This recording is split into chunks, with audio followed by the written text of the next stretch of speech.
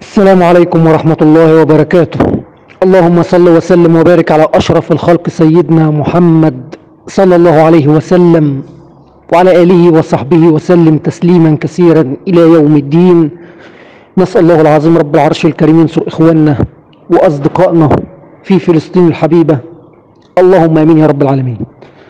الله يبارك في الجميع. النهاردة تقريبا تاريخ 17 مارس، عاوز أتحدث في بعض النصائح فيما يخص موضوع التغذية السكرية، بالخصوص مع التقسيمات أو الطرود. دولت أهم حاجة أنا عاوز أركز عليهم. نتمنى الأخ اللي بيتابع معانا يركز في الحديث لعل إن شاء الله يستفيد من الأمر ده. طبعا في البداية الله يبارك في الجميع، ربما معظمنا اللي هيكون عنده مواسم فيض أو مواسم عسل، تمام، هيبتدي يتنقل بالخلايا بتاعته، نقدر نقول القوية أو الخلايا اللي فيها عاسلات، يروح موسم العسل، تمام. فعلى الأغلب هيكون باقي التقسيمات في الموقع القديم، أو ربما يكون باقي الطرود في الموقع القديم، تمام. بالخصوص التقسيمات ال3 براويز، التقسيمات ال4 براويز، نوعيات التلقيح، تمام. فأنا كان حال لابد إن أنا أقدم لها تغذية سكرية، على أساس إن أنا أبتدي أطور فيها، على أساس إن أنا إن شاء الرحمن مع شهر 5 أو بداية الشهر السادس تكون عندي وصلت لخلية قوية تقدر تخش موسم عسل وأستفيد منها، تمام. طيب مقدار التغذية السكرية اللي أنا أقدر أقدمه لها في التوقيت الحالي اللي احنا موجودين فيه. أولا الله يبارك في الجميع، زي ما احنا دايما بنتكلم، طبعا بنتكلم عن طريق درجات الحرارة، لأن ربما تختلف من بلد إلى بلد أخرى، تمام. معظم بلداننا العربية ما شاء الله إلا استثناء قليل هي ممكن تكون منخفضة الأجواء عندهم، إنما معظم الأجواء أو البلدان أجواءها تسمح بالتغذية. عامة من 20 درجة، نقدر نقول 20 درجة مئوية، تمام، إلى حدود 25 درجة، تمام. فأنا أقدر أقدم 1 سكر إلى 1 مية، مقدار التغذية 1 سكر إلى 1 مية، ممتاز. طبعا تقسيمة نقدر نقول 3 براويز، لو أعطيتها حدود ربع لتر من التغذية السكرية ممتاز بالنسبة لها، تمام. بس ما أعطيش المقدار دوت كل 3-4 أيام، لا، ممكن أدي المقدار بتاع الربع لتر ده كل مثلا 6 أيام، تمام، على أساس إن النحل ما يخزنش كمية كبيرة تعمل إعاقة للملكة بالنسبة لوضع البيض، أو النحل يضيق على الملكة في البيض بسبب التغذية دي، تمام. أصدقائنا اللي عندهم درجات حرارة مرتفعة شوية بتصل لحدود 30 درجة مئوية، يعني من 20 درجة مئوية نقدر نقول ل25، زي ما احنا قلنا 1 سكر 1 مية. طيب من 25 درجة إلى 30 درجة مئوية يفضل في الحالة دي إن أنا أزود تركيز المية إلى 1.5 مية مقابل 1 سكر، يعني هزود مقدار المية نص لتر، تمام، على طبعا إيه زي ما احنا قلنا 1.5، يعني لتر ونص مية مقابل 1 كيلو من السكر، تمام. نفس الموضوع برضه أقدم مقادير نقدر نقول تكفي احتياجات النحل، تمام.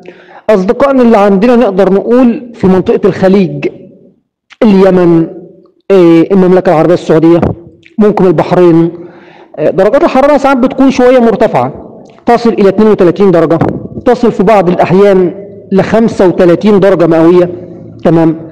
في الحالة ديت نقدر نقول إن أنا أقدم 2 مية إلى 1 سكر. هل يكون مجهود على النحل؟ لا، مش مجهود على النحل، والنحل هيستفيد منها، لأن أنا هدفي الأساسي النحل ما يخزنش. هدفي الأساسي الملكات تتنشط في البيض، النحل يستهلك التغذية على أساس يغذي اليرقات، ده الهدف بتاعه، تمام.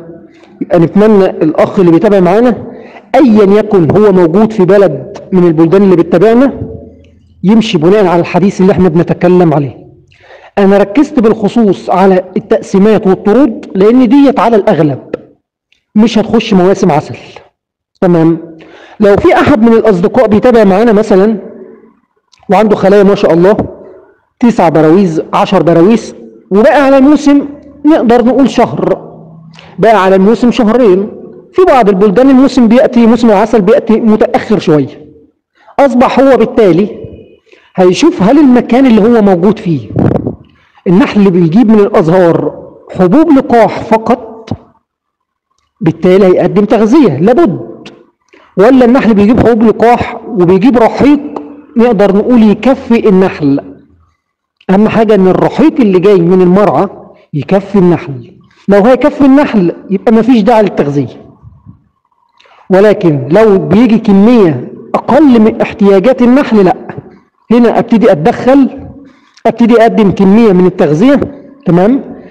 أولا لأن ممكن أنزل أساسات شمعية، فبالتالي الأساسات ديت النحل لما يقوم بعملية البناء هو محتاج إنك أنت تديله دفعة من التغذية تسرع من وتيرة البناء. تمام. أصحابنا اللي رافعين العاسلات، في طبعا أصدقاء رافعين طابق تاني وهو ما دخلش موسم عسل، هل يغذي ولا ما يغذيش؟ لا غذي، ما هو أنت ما دخلتش موسم عسل، فبالتالي أنت بتغذي. طب هل تركب حاجز ملكي ولا ما تركبوش؟ لا ما تركبوش، لأنك أنت ما دخلتش الموسم لسه. تمام. فأنت بالتالي عاوز الملكة تكون حرة طليقة، سواء في العاسلة سواء في طابق التربية. نفس الأمر بتقدم تغذية على أساس أن النحل يستفيد من التغذية دي في تغذية اليرقات، النحل يبني شمع جديد. تمام. أصحابنا أصحاب الخلايا الأجباح أو الأعواد البلدية، تمام، ما عندكش رحيق لابد تقدم تغذية، لأن النحل عندك في احتياج للتغذية من أجل البناء، بناء شمع جديد. تمام. نتمنى نأخذ الكلام ده بعين الاعتبار. تكلمنا على 3 مقادير من التغذية السكرية، دولة الأصدقاء يمشوا عليهم. ربما بصورة مختصرة مثلا عندنا في مصر في التوقيت الحالي نقدر نقول لو في أحد من الأصدقاء هيقدم تغذية داخل مصر في التوقيت الحالي فهو بالنسبة له هيكون 1.5 من المية مقابل 1 سكر. دي نقدر نقول مقادير التغذية داخل مصر في التوقيت الحالي، لأن درجة الحرارة تقريبا بتوصل 27 درجة داخل مصر، باستثناء مثلا اليوم أو أمس كان في بعض من الهواء شوية أو الرياح، ولكن دي نقدر نقول موجة عابرة هتعدي يعني. تمام. ممكن يكون أصدقائنا في لبنان أجواء منخفضة عندهم، فده بالنسبة ليه لو أجواءه تسمح بالتغذية هيكون ما عندوش المقدرة غير إن هو يقدم تغذية فقط 1 لواحد، 1 سكر 1 مية، لأن يعني الأجواء باردة شوية. كذلك نفس الأمر بالنسبة لأصدقائنا في سوريا، الأمر ربما يختلف. الشمال السوري غير نقدر نقول الأماكن الأخرى عامة، عشان ما نخشش في بلدان عربية ونلخبط الأخ النحال. زي ما احنا تكلمنا الأخ يمشي بناء على درجات الحرارة. درجات الحرارة اللي مقصودة هنا هي أثناء النهار. أتمنى الصورة تكون واصلة، يعني ما يجيش حد يقول لي أنا درجة الحرارة عندي بالليل منخفضة، لا أنا ماليش علاقة بالليل، أنا أتكلم أثناء النهار اللي هي تبدأ تقريبا مثلا من 9-10 الصباح لحد أذان المغرب، هي دي درجة الحرارة اللي أنا أتحدث عليها. تمام. الأمر الآخر برضو طالما احنا بنتكلم على التغذية أشير ليها، هل ممكن أقدم عجائن بروتينية؟ لا. نصيحة من أي أحد بيتابع معايا، معظم البلدان مرعيها من حبوب اللقاح ما تحتاجش أضيف عجائن بروتينية. تمام. فقط اكتفي بالتغذية وشوف نشاط النحل عندك هيكون ايه. النشاط ممكن يكون متفاوت، يعني أنا عندي علم النشاط ممكن يكون متفاوت من أخ لأخ آخر أو من بلد لبلد أخرى.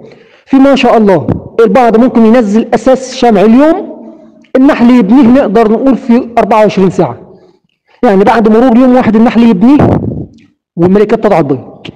في البعض نقدر نقول النشاط شوية عنده متوسط، ما يقلقش نقدر نقول أسبوع 10 أيام الأجواء هتتحسن عندك، النشاط هيتسارع عندك.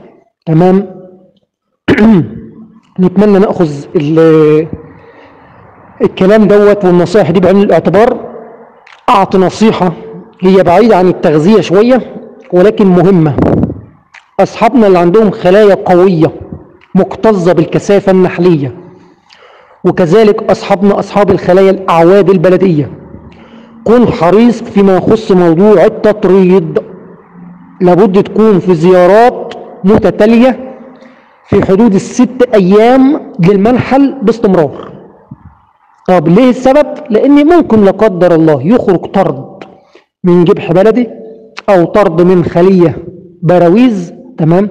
وطبعا الطرد بيكون كثافة نحلية قوية جدا، فأنت لو مش متواجد في المنحل والطرد ده خرج ممكن تخسر الطرد ده، تمام؟ يبقى أنت بتجيش النحل وبتتعب في النحل، ولكن للأسف غفوة أو إهمال أدى إن النحل بيطرد ويمشي بعيد عن المكان اللي أنت موجود فيه وبتخسره، تمام؟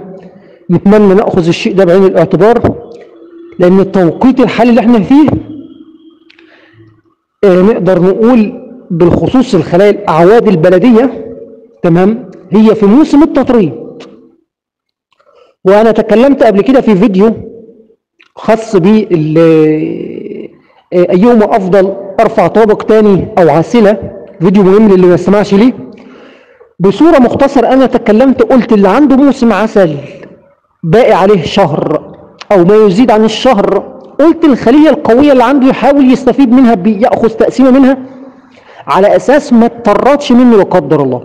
احنا نقدر نقول دلوقتي في شهر رمضان أعاده الله علينا وعلى الجميع يا رب بالخير واليمن والبركات. يعني نتكلم بصراحة، ممكن يكون البعض مننا عنده عزومة، نقدر نقول عنده طقوس في العبادة بطريقة ما، تمام؟ أوقاته ممكن يكون مش متفرغة، ممكن يكون عنده أصلا أعمال أخرى خارج تربية النحل، تمام؟ فبيخلص العمل بتاعه بيروح نقدر نقول على المنزل، يعني خلاص موعد الفطور على مقربة. فأنا بأنصحك لله حذاري تهمل المنحل في أيام النشاط واكتظاظ الخلايا. إنك تخسر طرد مشكلة. نفس الأمر أصحابنا اللي في موسم الحمضيات وموسم السمرة أو موسم الموالح كما يطلق عليه أو يسمى من بلد لبلد أخرى، حذار إن يكون عندك خلايا مكتظة بالنحل ويحدث تطريد في موسم العسل، لأنك قوة النحل اللي هتخرج من الطرد، تمام، هتأثر على إنتاجية العسل، تمام؟ فنتمنى الانتباه من الأمور دي، ونسأل الله العظيم رب العرش الكريم يا رب يبارك لنحل الأصدقاء جميعا في جميع البلدان العربية، اللهم آمين يا رب العالمين. حبينا بس نتكلم باختصار في بعض النصائح فيما يخص موضوع التغذية أو التطريد. بعتذر ربما يكون لو مؤثر شوية بالخصوص في موضوع الرد على الأسئلة بتاع الأصدقاء النحالين، ولكن أتمنى التماس عذر ليا، وإن شاء الله نحاول الأيام القادمة ديت يعني أبذل قصارى جهدي من أجل إن احنا نرد على أكبر قدر من الأسئلة. نسألكم الدعاء ونسأل الله يا رب التيسير لجميع الأصدقاء، مشكورين شكرا جزيلا.